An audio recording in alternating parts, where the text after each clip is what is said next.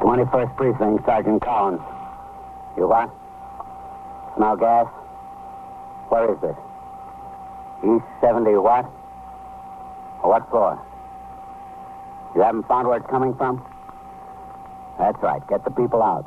See if you can locate where it's coming from." No, that's all right. We'll take care of it. You're in the muster room at the 21st Precinct, the nerve center. A call is coming through. You will follow the action taken pursuant to that call from this minute until the final report is written in the 124 room at the 21st Precinct.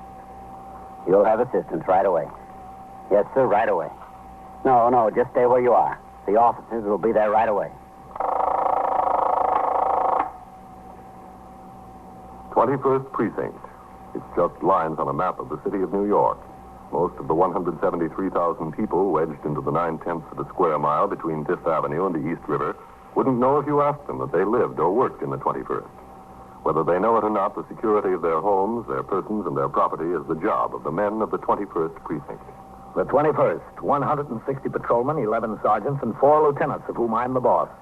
My name is Kennelly, Frank Kennelly. I'm captain in command of the 21st. It was Tuesday morning. I'd been on the job since 8 when I turned out the platoon for the day tour. After I read and signed reports, I went on patrol of the precinct with Patrolman Farrell as my operator. As we turned off Park Avenue into 72nd Street, a signal 32 came over the air. 618 East 75th Street. Ambulance and emergency squad responding. Sounded like a gas case. I told Farrell to make the run. When we turned into the block, I could see that sector car number 1 was on the job. So was the sergeant's car. There was no sign of either the ambulance or the ESD car. 618 was a 5-story tenement building. A few passers-by and neighbors were beginning to gather on the sidewalk. There's the spot, Farrell. Pull in. Yes, sir.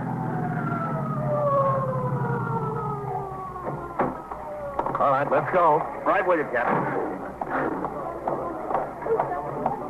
That's either ESD or the ambulance coming now. Yeah. Keep the sidewalk clear, Farrell. Keep off the stoop. That's all right, folks. Will you let it go, yeah, huh? Will you please get off the stoop? Dig here, Farrell. Yes, sir. Boy, I can smell like gas out here. It's sick. Farrell. Yes, sir. Keep people away from those doorbells. Yes, sir. Now, look, I told you to get off the stoop. Sergeant Collins. Who is it? Captain Kennelly. Second floor, Captain. All right. Cody! What do you find out there? I don't think it's good here, Sergeant. Send the people down. I want the building clear. I'm sending them, Sergeant. Sergeant. In back, Captain. All right. Anybody home in there? Open up. It's the police. Where is it, Sergeant? Beats me, Captain. We haven't been able to locate it. We better locate it fast. Open up in there. Send the building up. Open up in there. There's nobody's home, Captain. We've been hitting every door.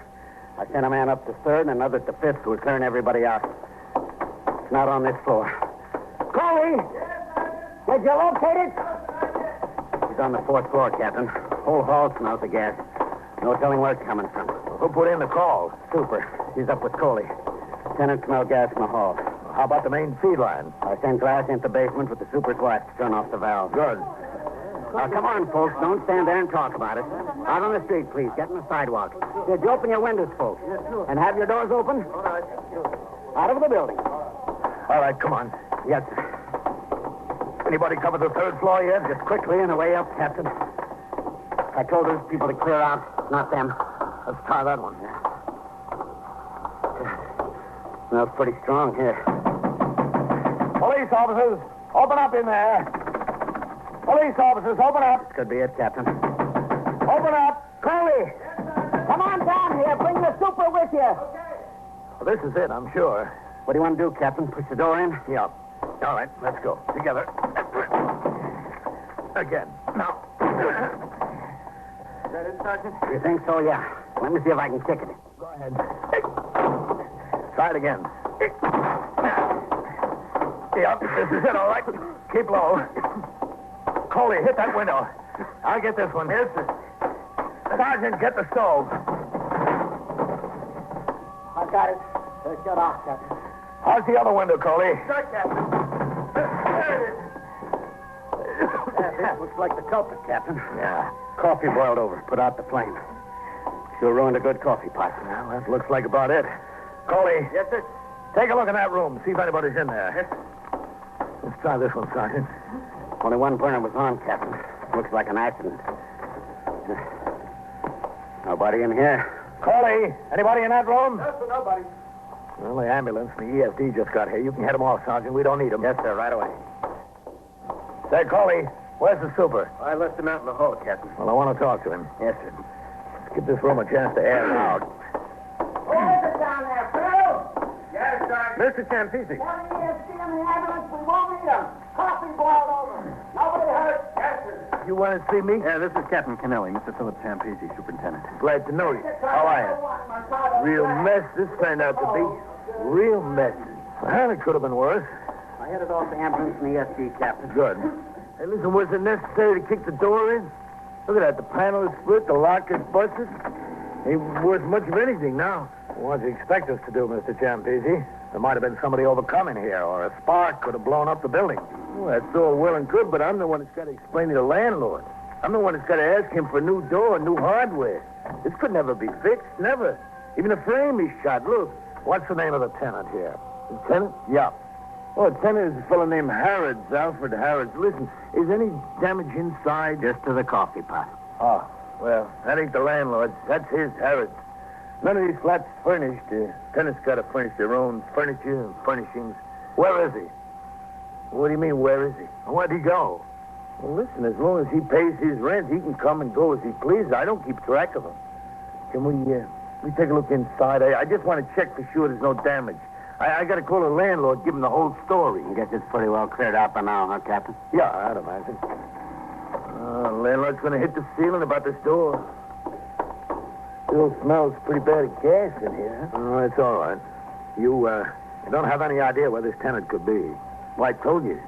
Did you call the police? Yeah, that was me. Mrs. Truro on the 4th floor come down, knocked on my door. She said she smelled gas in the hall, you know.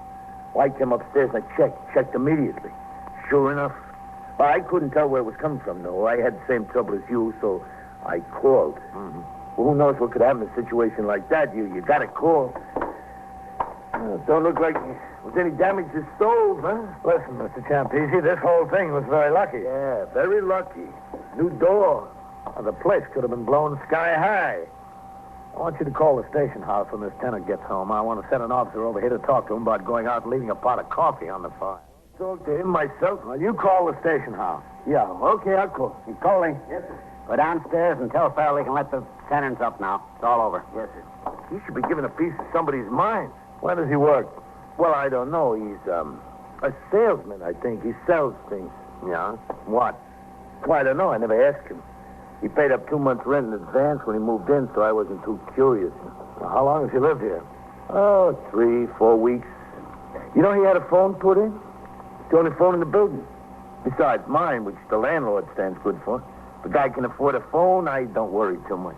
Did you see him this morning? No, I don't budge out of my place. Not unless I have to. I still smell a little gas in here, Captain. Well, check that burner again. Yes, sir. Looks off to me. It is. Well, open up the oven. Yes, sir. Well, what do you know? Hey, that's a fine thing to keep in the oven. Papers. What is it, Sergeant? Policy slip. Let's see that. No wonder the guy looks like a millionaire. Just in cash, Captain. Hey, is all that good? It's good. I never saw so much money in a lump. Looks like we've got a policy drop, Sergeant. Yes, sir. Well, listen, I didn't know what the guy did. Don't hold it against me that he lived here. Tenant is a tenant until he proves himself otherwise. Coley. Yes, sir. Let's see what else we can find around here, Sergeant. Yes, sir, Captain. Give Sergeant Collins a hand. Yes, sir. Let's start over here. You never know about some people. Numbers game in my building. You just never know. On discovery that the flat in which there had been a gas leak was occupied by a person in apparent violation of the gambling laws, I instructed Sergeant Collins to notify the desk officer at the 21st, who in turn would notify the office of the division commander, so that plainclothesmen responsible for the enforcement of gambling laws would be sent to the scene to investigate. As this notification was being made, a more thorough search of the premises was conducted by Patrolmen Coley and Farrell under my supervision and in the presence of the civilian witness, Philip Champisi, the superintendent of the building. In a closet were found 2 electric calculating machines and tally sheets, in addition to the policy slips and the cash. 80, 800, 20, 35, 45, 6, 7, 8, 9, 50. 1, 2, 3, 4, 5, 6, 7. Like a gold mine. $2,857, Captain. All right, Coley. Enter the amount in your memorandum book. Hey, now, here's an opportunity. Let's all go to Belmont. We could still make the daily double. You want to sign my book, Captain? Yeah.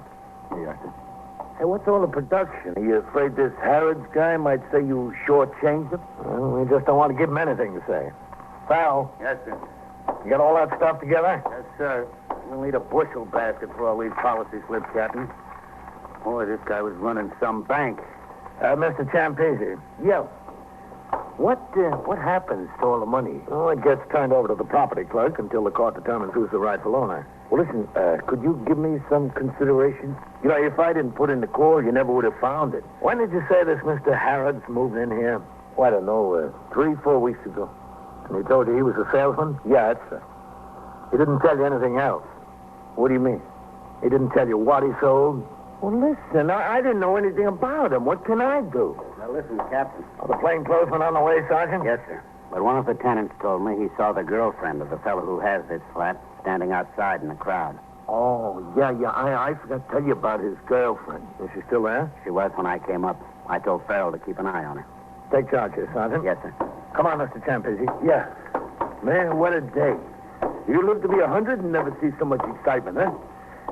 How about a smoke, Captain? Give me that. Oh, I'm sorry. The gas. Excuse me, I forgot, Captain. Well, you better remember, or you'll never get anywhere near 100.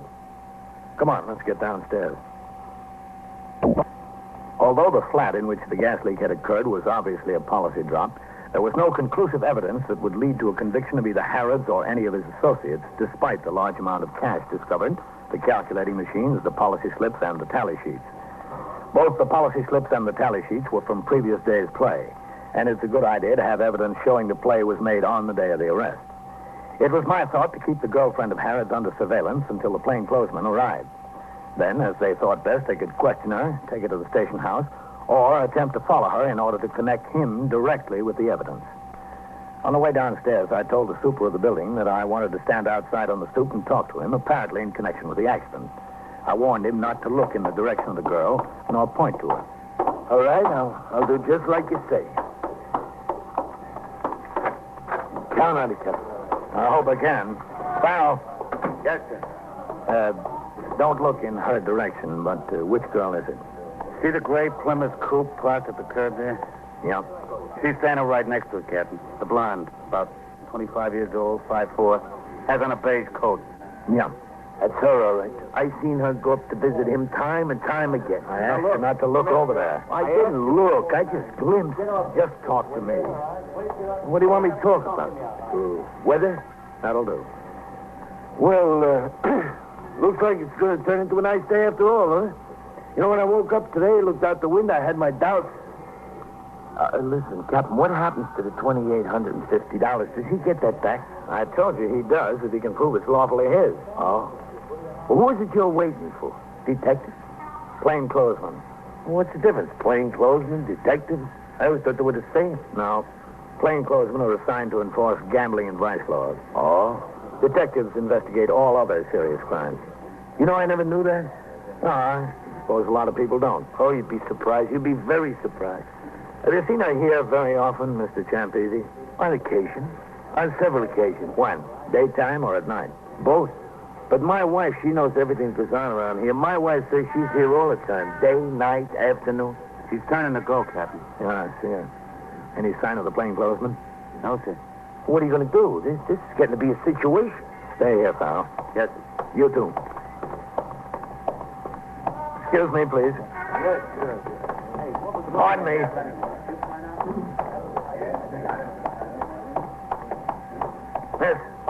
Miss, wait a minute. Me? Yeah. What's your name, miss? Who are you? I'm a police officer.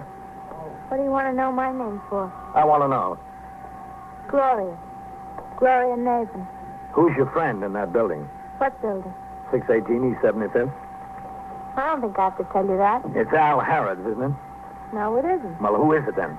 Nobody. Well, why were you standing outside there? Well, I was just curious. I'm entitled to be curious when there's excitement going on. It's Al Harrods, isn't it? He's your friend. No. You came by to see him this morning. When you were walking down the street toward the place, you saw the police there. You were worried. You found out the gas leak was in his place. Listen, I don't know any Al Harrods. I told you that. I was just standing there because I was curious, that's all. Look, Gloria, you don't want to get into trouble, do you? I won't get in trouble. You will if you keep telling me one lie after another. What can you do to me? You can't do anything to me. Would you mind walking back to the building with me? Of course I'd mind. Well, let's walk back anyway. I haven't done anything. I don't see why you're picking on me just because I was curious. Well, there's a few things we want to get straightened out. If you want to get something straightened out, that's no business of mine. What's it got to do with me? Mr. Champese. Person is entitled to be curious. You call me, Cap? Yes. Is this young woman a friend of Al Harrod's? Yeah, he's a friend of his. I seen her go up there. That's a lie. Plenty of times. I never even heard of any Al Harrods. The plainclothesman, Captain. This is getting to be ridiculous. You're telling him? Hello, Captain. Thomas, how have you been? Fine. Understand you struck gold. That's right. Look, all this is well and good, but what do you want with me? I've got a right to know. Sure, you've got a right to know. We're going to take you to the station house. One of the plainclothesmen went upstairs to take charge of the premises, while the other accompanied the young woman, Gloria Nathan, and I to the station house. A policewoman was sent for to make a search of the suspect. In the meantime, Patrolman Coley and Sergeant Burns returned to the station house with the money found in the flat. This was turned over to the desk officer and entered in the blotter. In about a half hour, the policewoman arrived and made a search of the clothing and purse of the suspect. Nearly 1,000 policy slips and about $400 in cash was found on her person. While the policewoman sat nearby, Gloria was questioned in my office. Well, now, look, you know what's going to happen to you, don't you? No, I don't know. What? As soon as we get through talking to you, I'm going to take you out there to the desk and book you in. Then you're going to ride down to court and talk to the judge. They won't keep me. I've got the number of a bondsman. All I have to do is call him. That only lets you out until the trial. What good's a bondsman going to do you after you're sentenced? You're headed straight for the house of detention. You ever been in there? No. No, I haven't. No, I didn't know. That's why I asked you. You know you can get a year out of this, Gloria? No, he wouldn't be that tough. They're never that tough in these kind of cases. Ask the captain. It'd be a suspended sentence or a fine, maybe. You know that. Well, I don't know. The judge is going to say to me, he's going to say, did you cooperate, officer? And what can I say? All I can do is tell him the truth. All I can say is, Judge, she wasn't a bit of help. Her boyfriend had this policy drop, but there wasn't a bit of conclusive evidence up there. She had all the incriminating evidence in her possession. She wouldn't help us at all. I've seen people stand up there. They think, who you hurting making a little book or writing a few numbers tickets? They think the most they'll get out of it is a slap on the wrist, and wham, they get hit right between the eyes. And it doesn't make any difference what you think or what I think about it. Gambling is a violation of the law. The way things are, pressure's on the judges, too. They let somebody off easy in a gambling case who get criticized. They've been handing out some jolts down there. Isn't that right, Captain? Yeah, so I hear. He wouldn't give me a year. You want to take the chance, it's up to you. All I can tell him is that you want a bit of help. Supposing I want some help. I wouldn't want to do a year. It's not worth it. Well, like I said, all I can do is tell him the truth. But it stands to reason you'd get a lot more consideration if I could tell him, for instance, that you helped us knock over a big policy bank. He'd kill me. He'd just kill me. Who? Al. He beats me up for no reason at all. What would he do to me if I gave him a reason? Well, it wasn't your fault that he was stupid enough to go away and leave the fire burning under the coffee, was No, but he's not going to look at it that way. You don't know Al. I'd like to help you, but you know how it is. Well, that's too bad. I'd like to help you, too. Shame we can't do anything for each other. Let's book her in, Captain. No sense wasting any more time. Come on, Gloria. This way. He wouldn't be that tough on me, the judge. I can't tell you what's on the judge's mind. This way. No sense making any predictions. It all depends. There's nothing to do but take my chances. Stand right up to the desk, then. I want to book her in, Sergeant. What's the name? Mavan. Gloria. How old are you, Gloria? 24. Address? 321 Lewiston Avenue. In Manhattan? In Manhattan, yeah. Listen, the only thing I'm worried about is what he'd do to me. Al, I mean. He couldn't do anything to you if you never saw him again. But if you're that crazy about him, what's the use of talking? Who said I'm crazy about him? Where were you born? In the Bronx. Listen, I'm not going to do a year for him. That'd be crazy, wouldn't it? That's what I've been trying to impress on you. Who's going to look out for you if you don't look out for yourself? Any prior arrests and convictions? One arrest, no conviction. All right, what do you want to know? Am I a friend of Al Harrod's? Yes.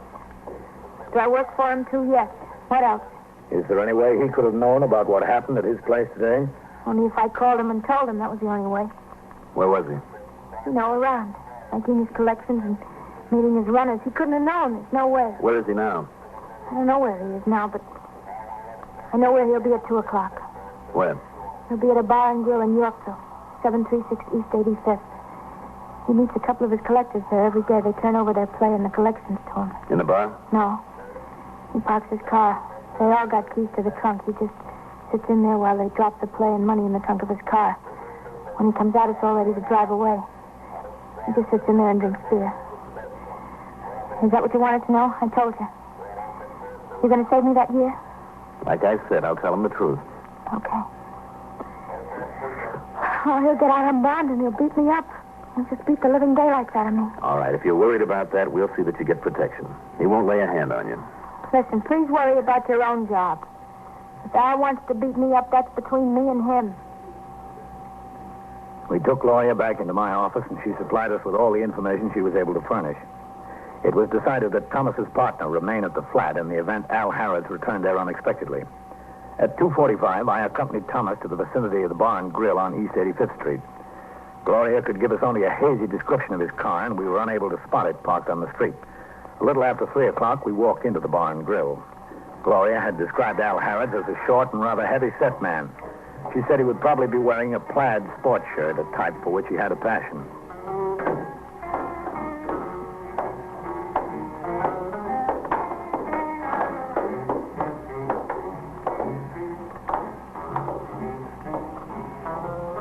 There's a fellow in a plaid shirt back there in the booth. Al Harrods, did she say? That's the name he used. Al Board, Captain. I've been wondering where he was the last couple of months.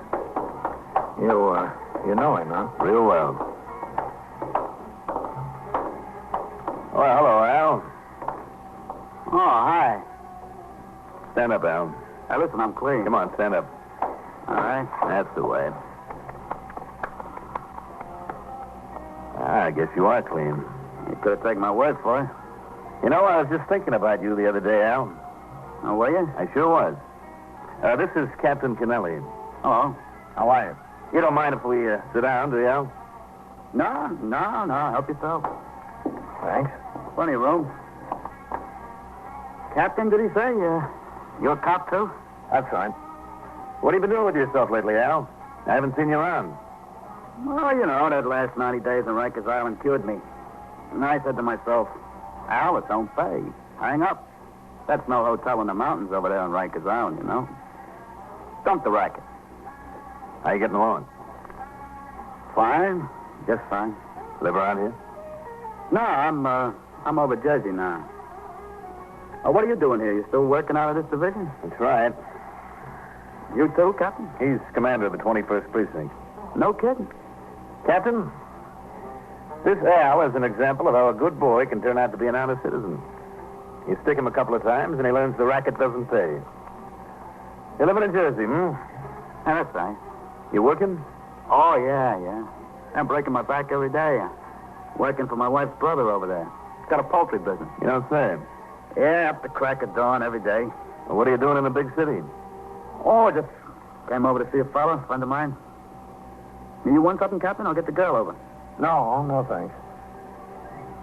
So I cured you, huh? Yes, sir. Yeah, I'm walking that tightrope now. I'm on a square, and I love it. Well, didn't I tell you? You wouldn't believe me. Well, I believe you now, Mr. Thomas. I'll never forget you. Won't you, Al? No, sir. You know, I've been a long time in this job, Al. It's not many guys you run into who can make you feel that you accomplished something. You make me feel that way, Al, and I appreciate it. I appreciate it, too, Mr. Thomas. Captain, this guy's made my day. You wouldn't kid me, Al. Well, would I lie to you, Mr. Thomas? No, Al, I don't believe you would. No, not me, brother. I learned. That's for the birds. Well, I gotta go. It's nice to see you, Al. Yeah. Just a second, Al. We're going too. Oh.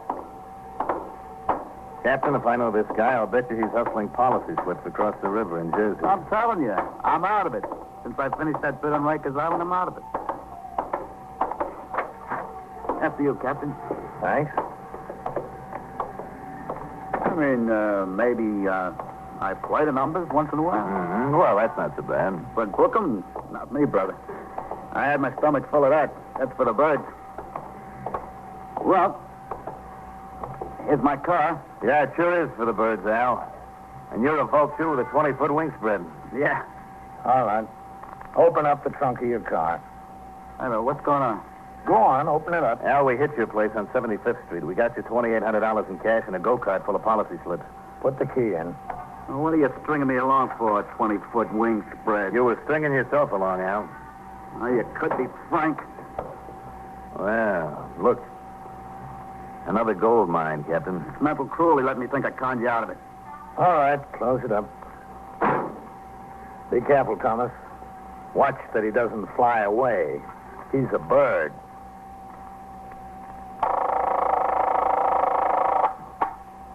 21st Precinct, Sergeant Collins. Where's this? 3361. How was he shot? How many hold-up men? Just one. Which way? And so it goes, around the clock, through the week, every day, every year. A police precinct in the city of New York is a flesh and blood merry-go-round. Anyone can catch the brass ring, or the brass ring can catch anyone. 21st Precinct, a factual account of the way the police work in the world's largest city, is presented with the official cooperation of the Patrolmen's Benevolent Association, an organization of more than 20,000 members of the Police Department, City of New York. Everett Sloan in the role of Captain Kennelly. Featured in tonight's cast were Mandel Kramer, Bill Quinn, Bill Lipton, Joan Loring, Bill Zuckert, John Sylvester, and Jack Orriston. Written and directed by Stanley Niss. Produced for CBS Radio by John Ives. Art Hanna speaking.